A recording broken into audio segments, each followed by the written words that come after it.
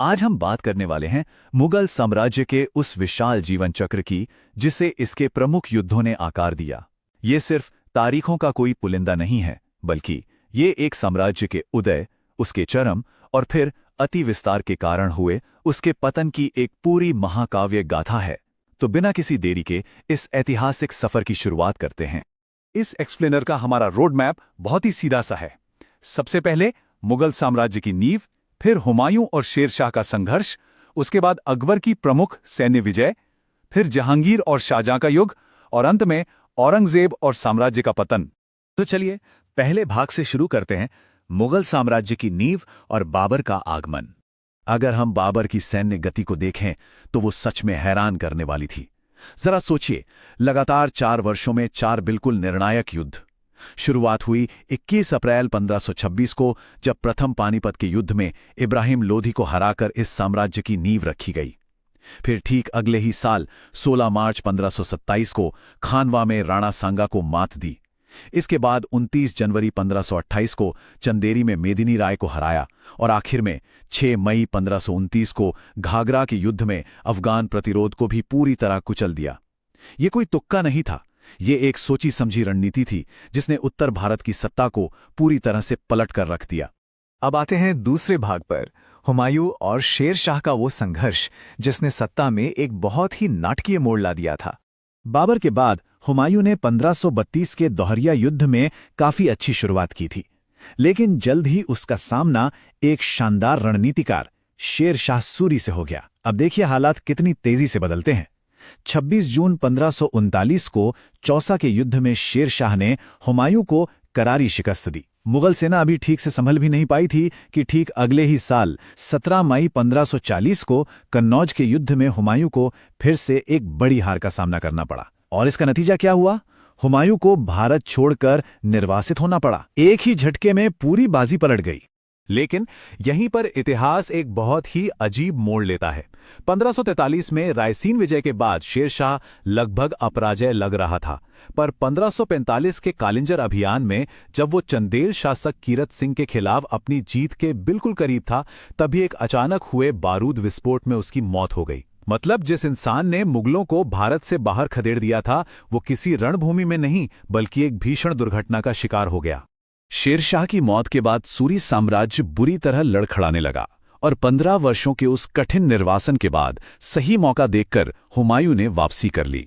22 जून 1555 को सरहिंद के युद्ध में सिकंदर सूरी को हराकर उसने एक बार फिर दिल्ली के सिंहासन पर अपना कब्जा जमा लिया। चलिए अब तीसरे भाग की ओर बढ़ते हैं, अकबर की प्रमुख सैन्य विजय, जहां से साम्राज्य का असली सुदृढ़ीकरण शुरू हुआ। 5 नवंबर 1556 को लड़ा गया द्वितीय पानीपत का युद्ध इतिहास की कोई आम तारीख नहीं है। दरअसल ये मुगलों के लिए एकदम करो या मरो वाली स्थिति थी। बैरम खां के कुशल नेतृत्व में मुगलों ने एक बेहद शक्तिशाली प्रतिद्वंदी हेमू को हरा दिया, और सच कहें तो बस इसी एक जीत ने उस बिखरते हुए राज्य को बचा लिया और अकबर के विशाल साम्राज्य की एक पक्की नींव रख दी। अकबर की रणनीति सिर्फ आंख मूंदकर युद्ध जीतना नहीं थी, वो अलग अलग दिशाओं में मौजूद खतरों को बहुत ही योजनाबद्ध तरीके से बेअसर कर रहा था। आप खुद देखिए, चाहे वो 1564 में रानी दुर्गावती के खिलाफ गोंडवाना अभियान हो, 1567-68 में मेवाड़ के खिलाफ चित्तौड़गढ़ का वो ऐतिहासिक घेरा हो, या फिर 1568 में राव सूरजनहाड़ा के खिलाफ रणथंभौर की विजय। ये चारों तरफ से की गई एक बहुत ही सोची समझी घेराबंदी थी। पर यहाँ एक बड़ा महत्वपूर्ण कूटनीतिक और सैन्य अंतर समझना जरूरी है। 18 जून 1576 का हल्दी घाटी का युद्ध मान सिंह के नेतृत्व वाली मुगल सेना के लिए एक सामरिक जीत जरूर था, लेकिन इसी ने महाराणा प्रताप के एक महान और अंतहीन प्रतिरोध को भी जन्म दिया। ये बात बिल्कुल साफ कर देती है कि साम्राज्य का विस्तार कभी भी पूरी तरह से निर्विरोध नहीं रहा। अब हम पहुंचते हैं चौथे भाग पर, जहांगीर और शाहजहां का युग। ये समय था कूटनीति और नए अभियानों का। अब तक आते आते रणनीति सिर्फ सैन्य बल तक ही सीमित नहीं रह गई थी। जहांगीर ने 1615 में राणा अमर सिंह के साथ शांति संधि करके मेवाड़ में वो कूटनीतिक सफलता हासिल कर ली थी जो काफी लंबे समय से रुकी हुई थी। लेकिन सिर्फ कूटनीति और अपार धन हमेशा काम नहीं आते। इसका सबसे बड़ा उदाहरण है 1649 से 53 के बीच सफावीद फारस के खिलाफ शाहजहां का कंधार अभियान, जहां इतना पैसा और ताकत लगाने के बावजूद मुगलों को भारी विफलता का सामना करना पड़ा। अपनी सीमाओं को अंदर से सुरक्षित रखने के लिए इन दोनों ही सम्राटों ने काफी कड़े कदम उठाए।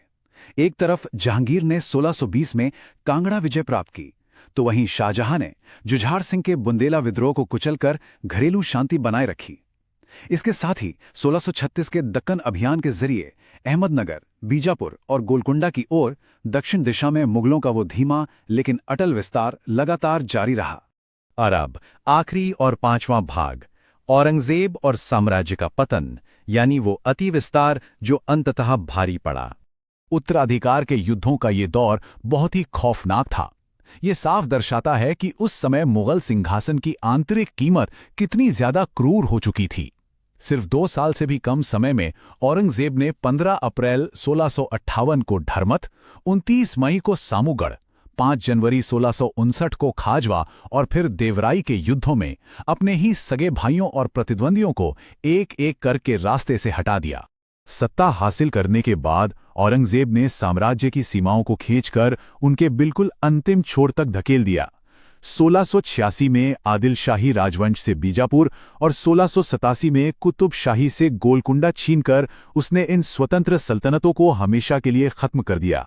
देखा जाए तो मुगल साम्राज्य अब अपने चरम आकार पर था, लेकिन यही विशाल आकार उसकी सबसे बड़ी कमजोरी बनने वाला था। इस असीमित विस्तार की एक बहुत बहुत बड़ी कीमत चुकानी पड़ी। छत्रपति शिवाजी महाराज और उनके बाद के मराठा शासकों के खिलाफ 1660 से 1707 तक चला यह 47 वर्षों का संघर्ष कोई सामान्य युद्ध नहीं था। इस अंतहीन और बुरी तरह थका देने वाले संघर्ष ने साम्राज्य के खजाने, सैन्य शक्ति और उनके मनोबल को पूरी तरह से निचोड़ लिया था। 1707 में औरंगजेब की मृत्यु तक ये इतना विशाल ढांचा अंदर से पूरी तरह खोखला हो चुका था।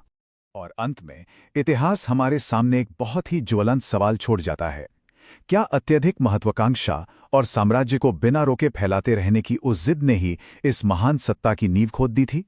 ये इस बात का एक बहुत ही शक्तिशाली सबक है कि कैसे अति विस्तार बड़े से बड़े साम्राज्यों को भी मिट्टी में मिला सकता है। खैर, इस ऐतिहासिक एक्सप्लेनर से जुड़ने के लिए बहुत बहुत धन्यवाद। अगर ये जानकारी अच्छी लगी हो तो लाइक, शेयर और सब्सक्राइब जरूर करें ताकि ऐसे ही एक्सप्लेनर सबसे पहले आप तक पहुंचे।